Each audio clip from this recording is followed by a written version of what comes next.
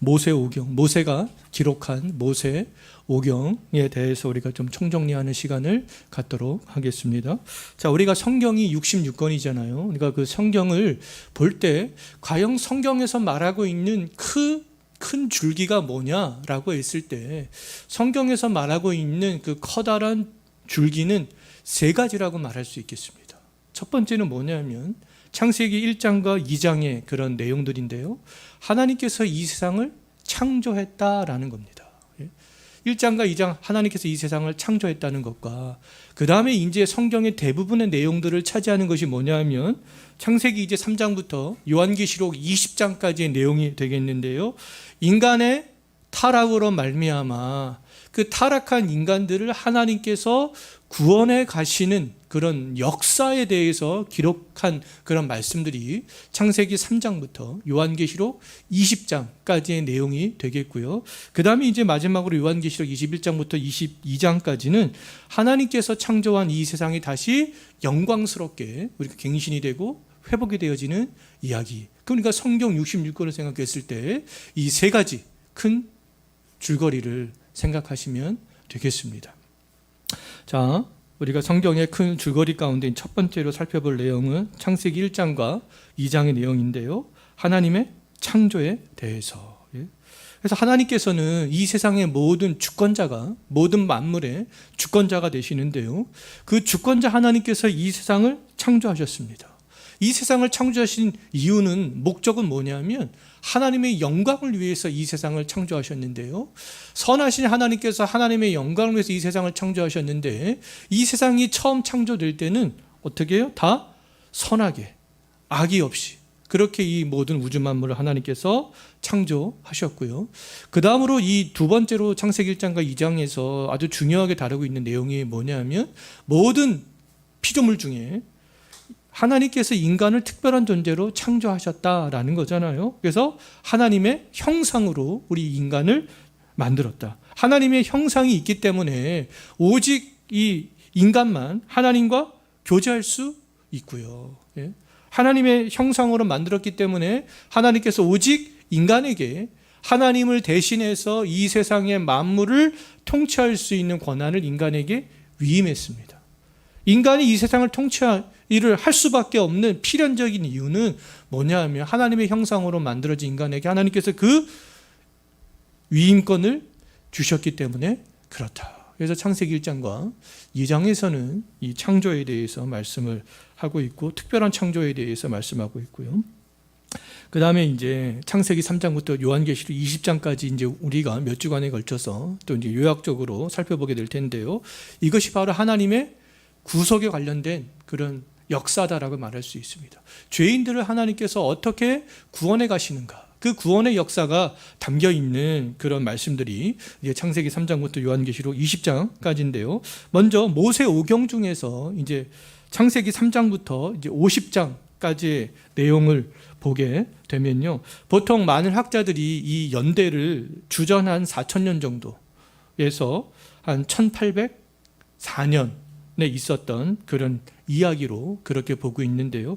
주전 이제 4,000년 정도로 보는 그 이유는 뭐냐면은 그 족보로 따져 들어갔을 때 이제 주전 4,000년. 그래서 이 지구의 연대가 굉장히 짧다라는 것들을 이제 강조한 학자들은 주전 4,000년으로 보고 있고요. 제가 거기 가로치고 물음표를 해놓은 이유는 또 어떤 학자들은 이 지구의 연대를 4,000년으로 보지 않는 학자들도 있습니다. 그래서 첫째 날, 둘째 날, 뭐 이것은 우리가 이미 창세기 할 때 살펴봤는데요. 첫째 날, 둘째 날의 그 날의 의미를, 날, 첫째 날 할 때 그 날의 의미를 어떻게 해석할 것인가. 그 날이라는 그런 의미는 몇 가지가 있기 때문에 그 태양과 이 달을 창조하기 전에 그 날을 어떻게 볼 것이냐에 따라서 또 이 지구의 이 창조의 연대가 조금은 달라질 수 있다.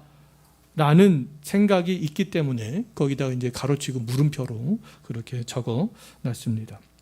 자, 이제 창세기 3장부터 나오는 이야기가 뭐냐면 인간이 이제 반역하는 이야기예요. 그래서 인간의 불순종과 반역으로 하나님으로부터 이제 저주와 심판을 받는 이야기가 이제 등장을 하는데요. 최초로 누가 불순종합니까? 최초의 인류인 아담이 불순종하잖아요. 그 불순종의 결과 어떻게 됐느냐라고 했을 때 이 인류가 다 타락하게 됐고 아담의 죄가 모든 인류에게 전가되어지게 됐다. 그래서 그 결과로 가장 중요한 결과 두 가지가 뭐냐면 하나님과 교제권을 상실했다. 하나님의 형상을 잃어버림으로 말미암아 하나님과 교제를 상실하게 되고 또 죄에 대한 책임을 지게 되었습니다. 그 죄에 대한 책임은 뭐예요? 결국에는 사망에 이르게 되는 그런 형벌을 받게 됐다. 이것이 아담의 불순종으로 나타난 그런 결과가 되겠고요. 또 아담이 불순종한 다음에 이제 계속적으로 창세기 이제 3장부터 50장까지의 말씀을 보게 되면 계속적인 인간의 불순종에 대한 이야기들이 또 창세기 1장부터 11장까지 집중적으로 그렇게 배치가 되어져 있는 것들을 볼 수 있는데요. 아담의 두 아들 중에 한 명이었던 이제 가인이 불순종하잖아요. 자기 동생 아벨을 죽임으로 그 결과로 하나님을 떠나서 노 땅에 거주한다. 이것은 하나님을 떠나서 노 땅에 거주한다라는 것은 이제 하나님과 상관없는 세속주의적인 그런 삶들을 스스로 만들어 나가는 삶들을 살아가게 됐다라고 볼 수가 있겠습니다. 또 이제 홍수 직전에 사람들이 이 세상의 죄가 다 관영하게 됐다. 그래서 하나님께서 그 불순종으로 말미암아 이제 홍수 심판을 내리시는 내용들이 나오고요. 그 다음에 이제 바벨에 모여서 사람들이 이 바벨의 높은 그런 탑을 쌓아가는 내용이 나오는데 이런 인간의 반역으로 말미암아 언어가 혼잡화되고 이제 온 지면으로 모든 인간이 흩어지게 돼서 이제 언어가 나뉘어지고 민족이 나뉘어지는 그런 계기가 되는 것들을 볼 수가 있겠습니다.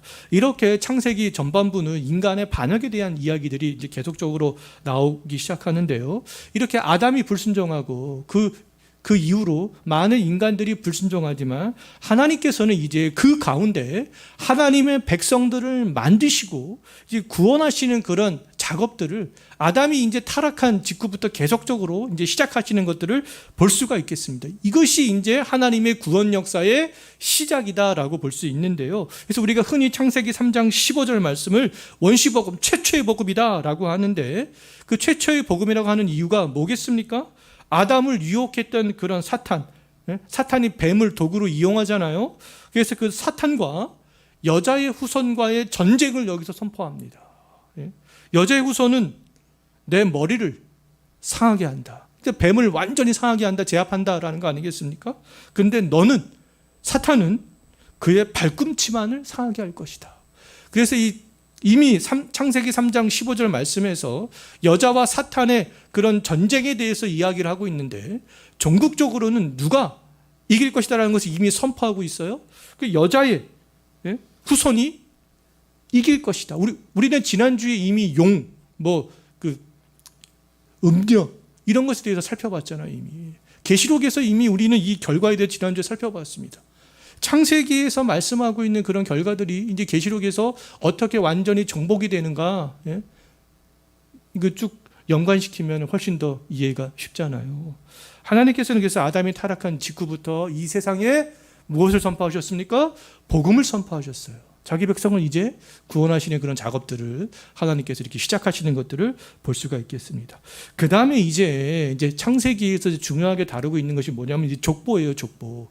거룩한 계보. 우리가 창세기 할 때 10개의 족보, 톨레도2 구조, 이것에 대해서 우리가 살펴본 적이 있는데요.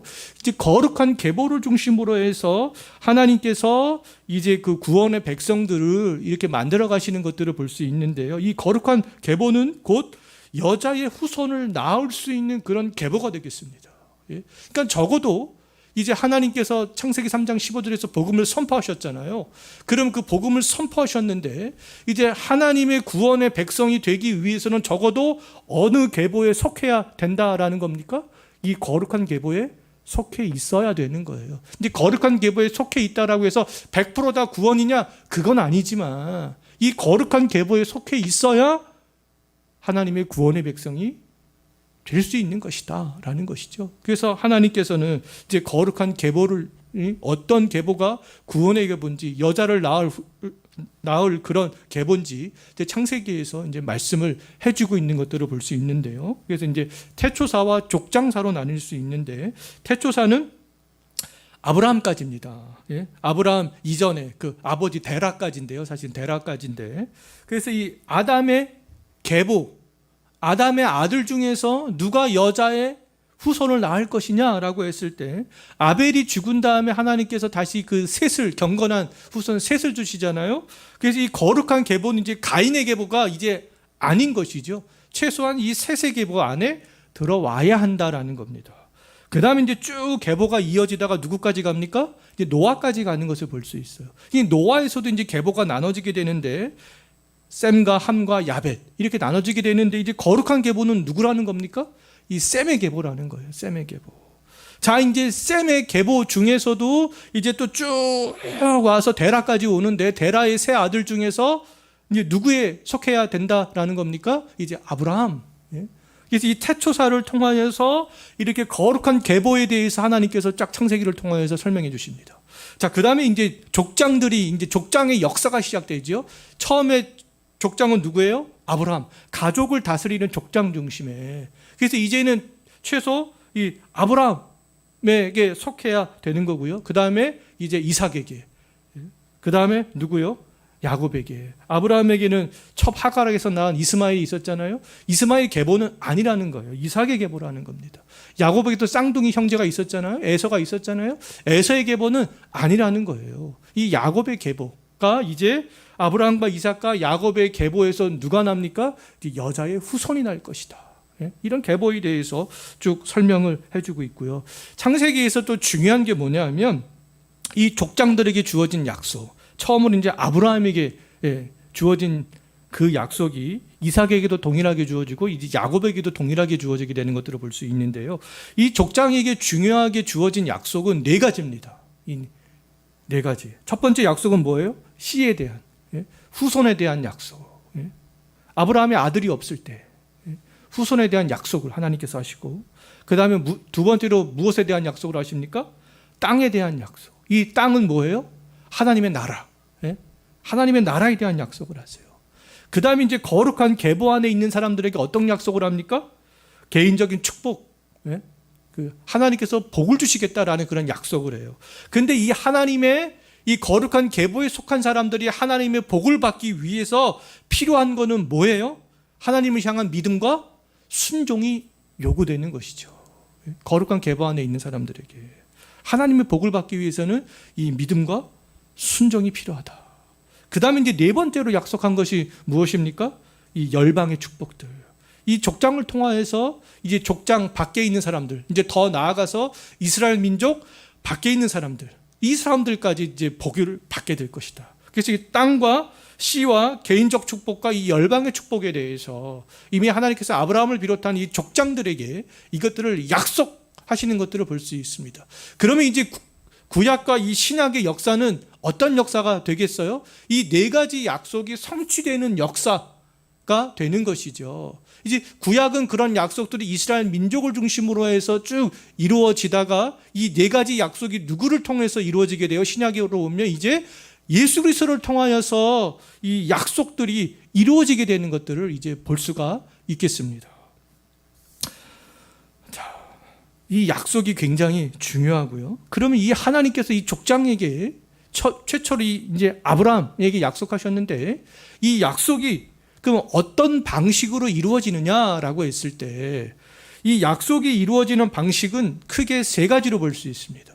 첫 번째로는요, 이것이 한 번에 성취되는 약속이 아니라 점진적으로 조금씩 점진적으로 성취가 되어지는 약속이다라는 것이죠. 그래서 이 약속이 이루어지기 위해서는 무엇이 필요해요? 시간이 필요합니다. 한 번에 이루어지는 약속이 아니기 때문에 이 네 가지 약속이요, 점진적으로 이루어지는 것들을 볼 수 있어요. 그래서 점진적으로 이루어지다가 언제 딱 이루어집니까? 이제 요한계시록 21장과 22장에서 모든 영적 싸움이 끝난 다음에 힘 보자 심판이 딱 끝난 다음에 이제 그때는 이 약속이 딱 완성이 되어지게 되는 것이죠. 그리고 또 궁극적으로는 예수 그리스도 안에서 이 약속이 이루어지게 되는 것들을 이제 볼 수가 있고요. 그래서 이게 점진적으로 성취가 되는 것이다. 그 다음에 이제 두 번째로 이제 이 약속을 하나님께서 한 번만 하신 것이 아니라 지속적으로 반복적으로 계속해서 이 약속의 말씀을 주시는 것들을 볼 수가 있겠습니다. 왜요? 사람은 죄성인 본성이 있기 때문에 잊어버리니까. 그래서 계속적으로 아브라함에게, 이삭에게, 야곱에게, 모세에게, 여호수아에게, 사사들에게, 선지자들에게, 왕들에게 계속 반복적으로 하나님께서 이 약속의 말씀들을 계속 하시는 것들을 볼 수 있어요. 자, 그 다음에 아까도 제가 계속해서 얘기했지만 궁극적으로는 그리스도 예수 안에서 성취가 된다. 근데 이것은 완전한 성취는 아니고 완전한 성취는 그리스도 예수가 재림하실 때. 그래서 이런 창세기가 이런 맥락으로 이루어져 있고요.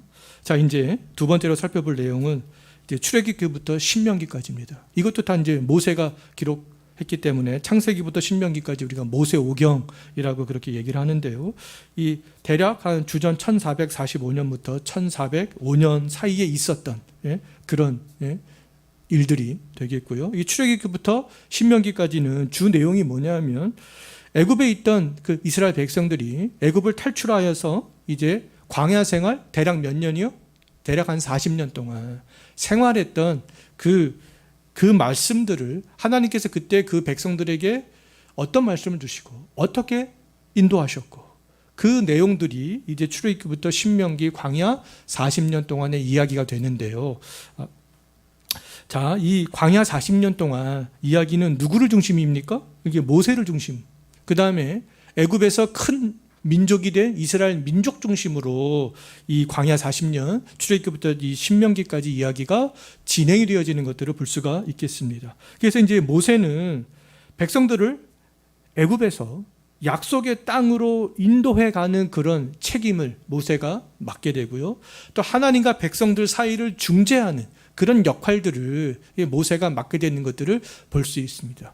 모세는 광야 40년의 이스라엘 백성들을 인도해 갔던 그런 지도자가 되는 것이죠. 자, 이스라엘 민족은요, 하나님께서 부르신 거룩한 제사장의 나라예요. 많은 민족이 있지만 하나님께서는 아브라함과의 한 그 약속 때문에 아브라함의 후손인 이제 이스라엘 민족들을 이제 출애굽을 시켜서 하나님의 거룩한 제사장 나라로 부르시는 것들을 볼 수 있습니다. 제사장의 나라라는 것은 뭐냐면 이제 열국이 복받는 통로가 되는 것이죠. 구약 시대에는 이방의 민족들이 어떻게 하나님의 백성이 될 수 있겠습니까? 그 통로가 누구라는 거예요? 이스라엘 민족이라는 것이죠. 지금은 누굽니까? 예수 그리스도를 믿음으로써 이 교회를 중심으로 해서 모이는 우리 개개인의 성도들이 거룩한 제사장이 되는 거잖아요. 그런데 이제 이스라엘 민족이 이런 역할들을 이제 민족적으로 처음에 하게 되는 것을 볼 수 있는데 그것들을 하기 전에 이제 부름을 받는 것들을 볼 수 있겠습니다. 근데 아까도 살펴봤지만 이 거룩한 제사장의 그런 일들을 잘 감당해 나가기 위해서 필요한 것이 두 가지라고 말씀드렸잖아요. 곧 믿음과 순종이 요구되어지는 것이다 라고 말할 수 있겠습니다.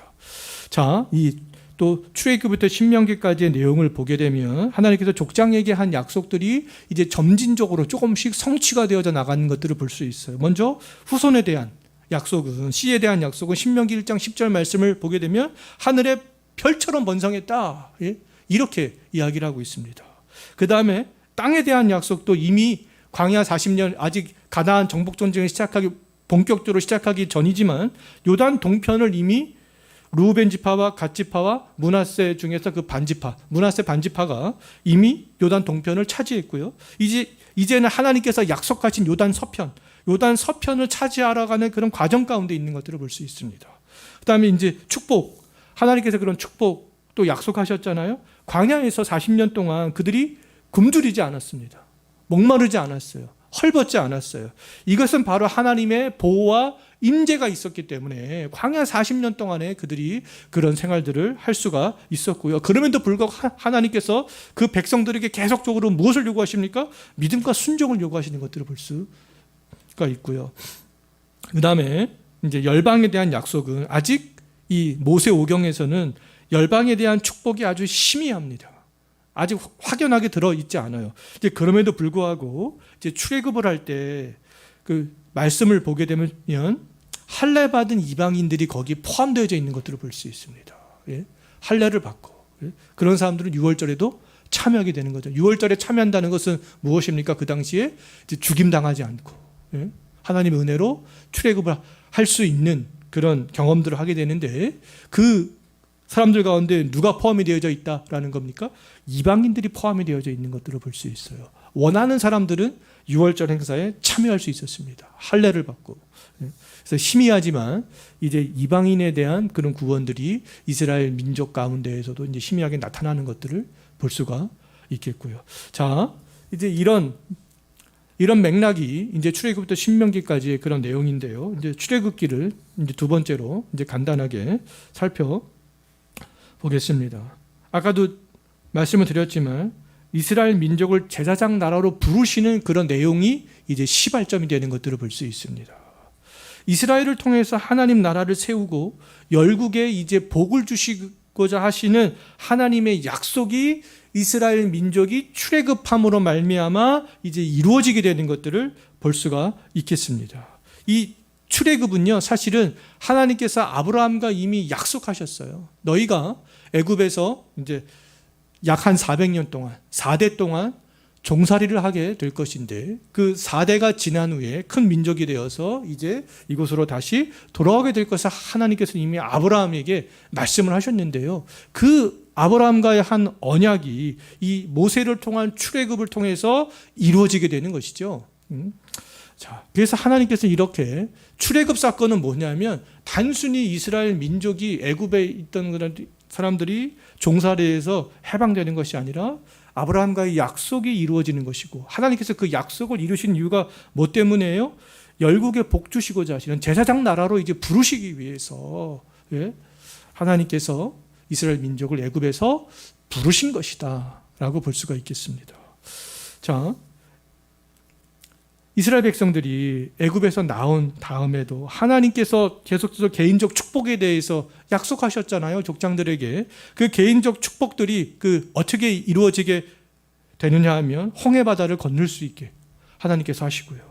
광야에서도 하나님께서 계속해서 임재하고 보호하시는 것들을 볼 수 있는데 하나님께서 계속해서 복을 주시는 것들을 볼 수 있습니다. 그래서 그 복이 어떻게 나타나게 돼요? 광야에서도 물을 마실 수 있습니다. 반석에서 막 물이 나오기도 하고요. 만나와 메추라기를 주셔서 광야에서도 고기를 먹을 수 있도록 하나님께서 그런 은혜를 베풀어 주신 것들을 볼 수 있고 아말렉과의 그 전투에서도 하나님께서 승리하시는 것들을 볼 수가 있겠습니다. 그리고 출애굽기에서 이제 중요한 것 중에 하나가 뭐냐면 하나님께서 이스라엘 민족들이 시내산에 도착했을 때 그 시내산에서 이제 이스라엘 백성에게 하나님께서 이제 언약을 주시죠. 누구를 통해서요? 이제 모세를 통해서 그 언약의 그런 율법들을 주시는 것들을 볼 수가 있겠습니다. 그래서 하나님께서는 이제 그 율법을 수여하시는데요. 그 하나님께서는 하나님의 백성들에게 율법을 주시고 그 하나님의 백성들에게 요구하시는데 무엇을 요구하십니까? 그 율법을 통하여서 하나님께서 믿음과 순종을 요구하시는데 하나님의 백성에게 율법을 수여함으로 말미암아 요구가 되는 것은 뭐냐 하면 하나님의 의가 무엇인지 하나님께서 원하시는 그 의가 무엇인지 그것을 알아야 믿음을 보이고 또 순종을 할 거 아니겠습니까? 그래서 그 의가 무엇인지 하나님께서 또 구별되기를 원하는 그런 거룩은 무엇인가? 그것들에 대해서 하나님께서 율법을 수여하심으로 이스라엘 백성들에게 가르쳐 주시는 것들을 볼 수가 있겠습니다. 정말 우리가 믿어야 될 것, 또 우리가 순종해야 될 것, 그것을 통하여서 하나님의 의와 거룩들을 이룰 수 있도록 하시는 그런 방편으로서 무엇을 주시는 거예요? 율법을 주시는 것이죠. 자, 그 다음에 하나님께서 이제 성막을 만들라. 또 성막에 들어갈 기물을 만들라 라고 그렇게 말씀하시는데 이 성막은 무엇이냐 하면 하나님이 임재하시는 곳이잖아요. 그래서 하나님께서는 광야 생활을 하는 그동안에도 하나님께서 내가 너희와 함께한다라는 것들을 무엇을 통해서 보여주시는 거예요? 바로 이 성막을 통해서 하나님께서 보여주시는 것이다. 그래서 에덴 동산에 임재했던 하나님의 그 임재가 이제 어디예요? 이제 성막에 나타나게 되는 것이죠. 이제 그들이 가나안 땅에 정착하게 되면 어디예요? 이제는 성전에 나타나게 되는 것이죠. 그래서 하나님께서는 하나님의 백성들에게 이제 율법을 주시고 하나님께서 임재하시는 그런 성막을 만들게 하시는 것들을 볼 수가 있겠습니다. 이제 레위기로 가게 되면 자, 하나님의 백성들에게 요구되는 이제 거룩에 대한 규정들에 대해서 얘기하고 있습니다. 하나님의 백성들은 구별된 백성, 거룩한 백성들인데 그런 그들이 하나님의 백성들이 구체적으로 어떻게 해야 어떻게 살아가야 거룩한 백성이 될 수 있느냐, 그것에 대한 지침들이 바로 이 레위기 지침이 되겠는데요. 먼저 이 레위기라는 것은 레위인들의 이야기가 되는 거잖아요.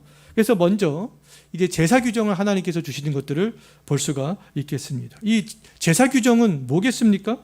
범죄한 백성들이 어떻게 하면 하나님 앞에서 그 거룩성을 회복할 수 있는가?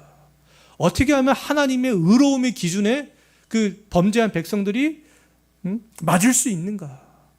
그것에 대해서 가르쳐주는 것이 바로 이 제사 규정이라고 말할 수 있겠습니다. 이것은 은혜의 방편인 것이죠. 5가지 제사 규정을 하나님께서 주셨잖아요. 이것은 이스라엘 백성들을 괴롭게 만드는 것이 아니라 범죄한 백성들이 하나님 앞에서 의롭게 회복되어지는 그런 방편으로 주신 것이다 라는 거죠.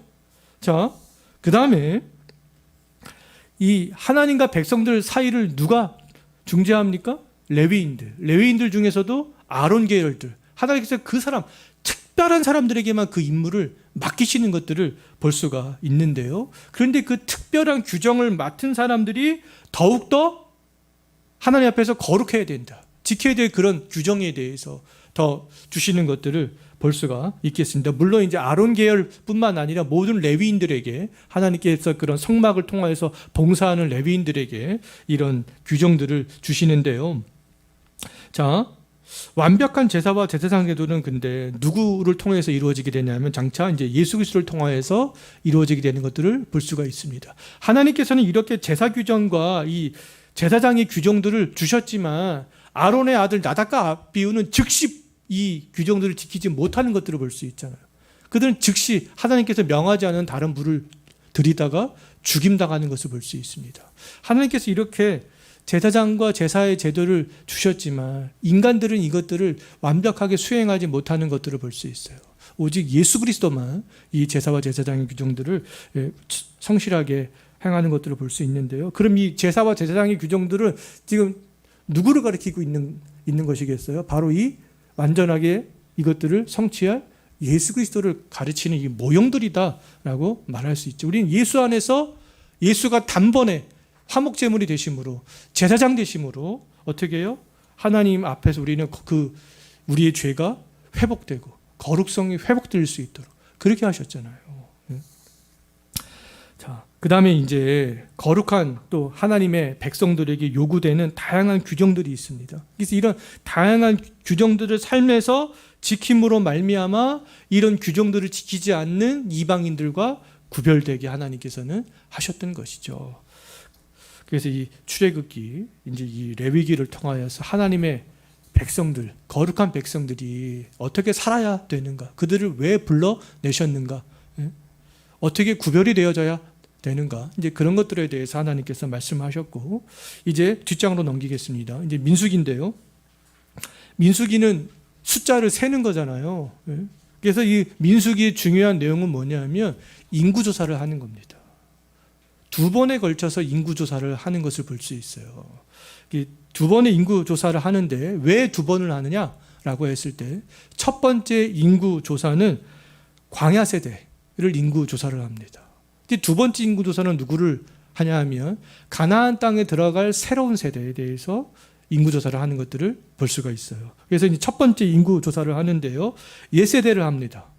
광야 40년 동안 살았던 그 세대.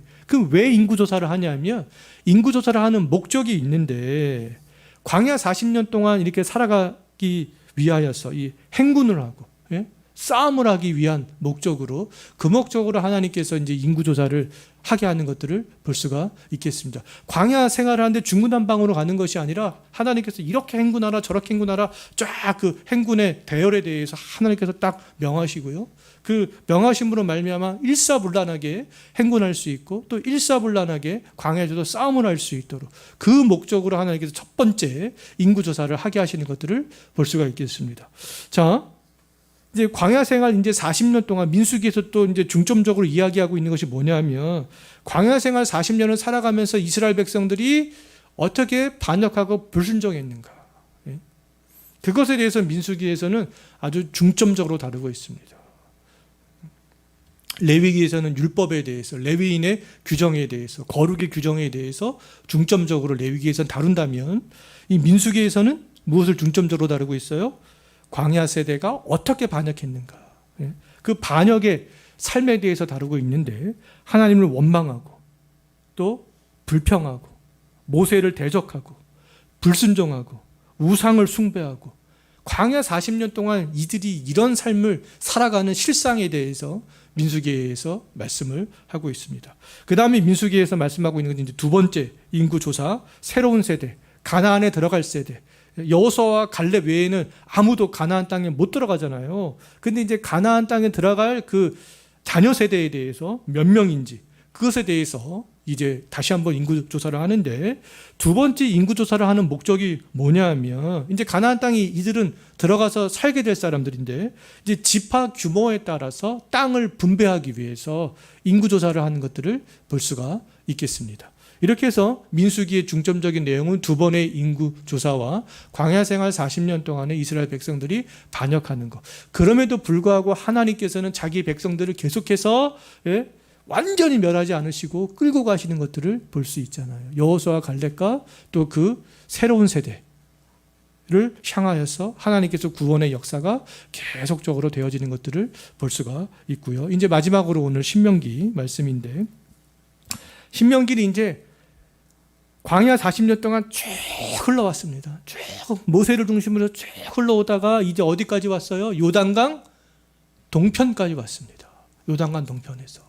이제 모세가 이제 마지막으로 모압 평지에서 이스라엘 백성들을 향하여서 쭉 설교하는 그런 이제 내용들이 이제 신명기 내용들이 되겠는데 다시 언약을 시내산에서 받은 언약을 다시 새롭게 한다. 갱신한다. 그래서 이제 신명기가 되는데요. 이제 모압 평지에서 이제 모세가 시내산에서 받았던 그런 율법들을 다시 선포하고 이스라엘 백성들에게 강조하는 것들을 볼 수 있습니다.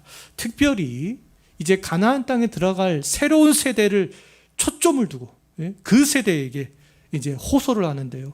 너희는 좀 제발 이 광야 세대와는 다르게 하나님께서 말씀하시는 그런 언약들에 대해서 그 율법들에 대해서 그것에 충실했으면 좋겠다. 그래서 이제 모압 평지에서 이제 그 요단강만 건너가면은 이제 가나안 서편이잖아요. 이제 그것을 앞두고 이제 마지막으로 이렇게 이런 호소하는 것들을 볼 수가 있겠고요. 그 다음에 이제 호소하면서 모세가 가장 먼저 하는 일이 뭐냐면 애굽에서 이 모압 평지까지 대략 한 40년 동안 오면서 하나님께서 어떤 일들을 하셨는가 그것들을 쭉 회상합니다. 하나님께서 출애굽부터 지금까지 이렇게 이런 일을 하셨어. 그러면서 이제 불순종한 광야 세대는 멸망할 것에 대해서 가나안에 들어가지 못할 것에 대해서 이렇게 얘기하고 새로운 세대에게 하나님의 그 언약에 지킬 것들을 이제 호소하는 그런 내용들이 되겠는데요. 많은 이제 그 말씀들을 하고 있는데 그 중에 이제 중요한 것이 뭐냐면 새로운 세대가 가나안 땅에 들어갈 세대가 기억하고 지켜야 될 율법들, 물론 시내산에서 받은 그런 레위기에 있는 말씀들과 그런 출애굽기에 있었던 그런 성막과 그런 말씀들에 대해서 다 지켜야 하지만 그것 가운데 새로운 세대가 또 지켜야 될 율법들에 대해서 강조하는 것들이 있습니다. 그것이 뭐냐면 제가 지금도 말씀드렸죠. 시내산에서 받은 율법은 말할 것도 없고 이제 두 번째로 너희가 이제 새로운 땅에 들어가게 되면 하나님이 택한 것이 있습니다. 하나님께서 택한 것. 그 택한 것에 대해서 모세가 몇 가지로 그렇게 강조하는 것들을 볼 수가 있는데요. 그래서 첫 번째로 하나님이 택한 것을 강조하는데 무엇에 대해서 강조합니까? 하나님께서 많은 민족 중에서 이스라엘을 택한 것에 대해서 강조합니다. 너희는 택함 받은 사람이야. 그리고 이제 하나님께서 택한 중앙 예배의 처소에 대해서 강조합니다. 지금은 성막 광야 40년 생활 동안 성막을 중심으로 왔다 갔다 했잖아요. 이제 가나안 땅에 정착하게 되면 하나님께서 지시한 중앙 예배 처소, 그 처소에서 예배할 것에 대해서 이야기합니다. 근데 이제 그 열왕기로 가면 하나님께서는 예루살렘 솔로몬이 만든 그 성전, 하나님이 지시한 성전은 그것이잖아요. 근데 남유다 북이스라엘로 갈라지게 되었을 때 북이스라엘 첫 번째 왕 여로보암은 하나님이 택한 처소를 자기 의미대로 바꾸게 되는 것이죠. 그런 이제 범죄를 북이스라엘 왕 첫 번째로 하게 되는 것들을 볼 수 있는데, 하나님이 지시한 중앙 예배 처소를 강조합니다. 그 다음에 하나님께서 또 강조하는 것은 하나님께서 택한 왕을 세울 것을 강조합니다. 하나님이 택한 왕, 첫 번째 왕은 사울이었는데 사울은 하나님께 택한 왕이 아니었어요. 누가 택한 왕이었습니까? 다윗이 택한 왕이었던 것이죠. 그러면 이제 사울의 가계가 여자가 낳을 그런 후손을 낳는 것이 아니라 다윗의 후손 중에서 이제 그런 것들, 하나님이 택한 왕에 대해서 강조하는 이유가 있습니다. 하나님이 택한 왕에 대해서. 그 다음에 하나님이 택한 제사장과 레위인들, 또 하나님이 택한 선지자의 말들을 따를 것에 대해서, 그것에 대해서 강조하는 것들을 볼 수가 있는데, 이러한 것들은 하나님이 택한 것, 또 시내산에서 모세가 받은 율법들, 이것은 새로운 가나안 세대가 반드시 지켜야 될 그런 것에 대해서 모세가 마지막으로 그 모압 평지에서 새로운 세대에게 쫙 강조하는 말씀이 어떤 말씀이라는 거예요? 신명기 말씀이다라는 겁니다. 그러면서 이제 순종과 불순종에 따른 복과 저주를 선포하죠. 순종했을 때, 불순종했을 때 복과 저주를 선포하고, 그 다음에 이제 모세가 죽음으로써 이 신명기는 막을 내리게 되고, 이제 새로운 지도자 누가 등장합니까? 이제 여호수아가 등장하게 되는 것들을 볼 수 있습니다. 이제 여호수아가 새로운 가나안 땅의 새로운 지도자가 되어서 이제 여호수아부터는 그것들을 정복해 나가는 그런 내용들이 되겠는데요. 우리가 다음 주에 이제 여호수아부터 에스더까지 아주 내용이 좀 방대하고 많은데 다음 주에 다 살펴볼 예정인데요. 일명 역사서에 대해서 우리가 다음 주에 살펴보도록 하겠습니다. 오늘 여기까지 하겠습니다.